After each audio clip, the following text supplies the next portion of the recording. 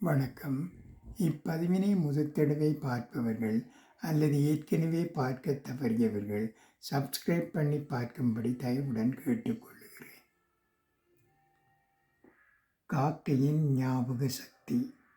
காக்கைகள் வெறுமனே காக்கா என்று கத்துகின்றன என்று நினைத்தால் இந்த உண்மையை படித்த பிறகு உங்கள் கருத்தே மாறிவிடும்.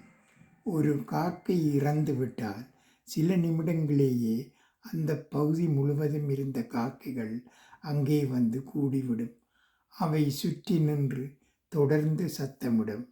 இதை கண்டு இறந்த காக்கைக்காக துக்கப்படுகின்றன என்று நம்மில் பெரும்பாலானோர் நினைத்திருப்போம். ஆனால் அது வெறும் துக்க கூட்டம் மட்டுமல்ல என்றும் ஆய்வுகள் சுட்டி காட்டுகின்றன.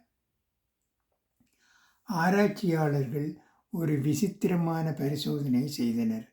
ஒரு குறிப்பிட்ட முகமூடி அணிந்த நபர் காக்கைகளை அச்சுறுத்தினார். சில நாட்களுக்கு பிறகு அதே முகமூடியை வேறு ஒருவர் அணிந்திருந்தாலும் காக்கைகள் அவரை உடனே அடையாளம் கண்டு எச்சரிக்கையாக நடந்து கொண்டு தாக்க முயன்றன.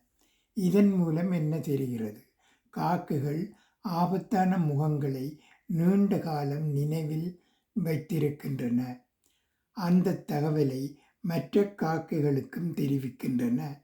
மேலும் தங்களின் அடுத்த தலைமுறைக்கும் அந்த எச்சரிக்கையை கடத்துகின்றன என்று ஆய்வுகள் தெரிவிக்கின்றன.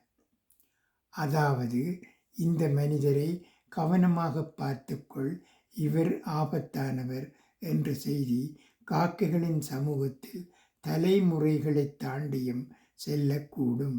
இதை படித்த பிறகும் பறவைகளுக்கு அறிவே இல்லை என்று சொல்ல முடியுமா? இயற்கையின் ஒவ்வொரு உயிரும் நமக்கு பாடம் கற்றுத்தரும் ஒரு அதிசயம். உங்கள் கருத்து என்ன? காக்கைகளின் இந்த ஞாபக சக்தி உங்களை ஆச்சரியப்படுத்துகிறதா?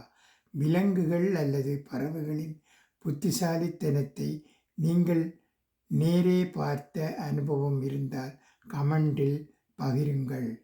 நன்றி, வணக்கம்.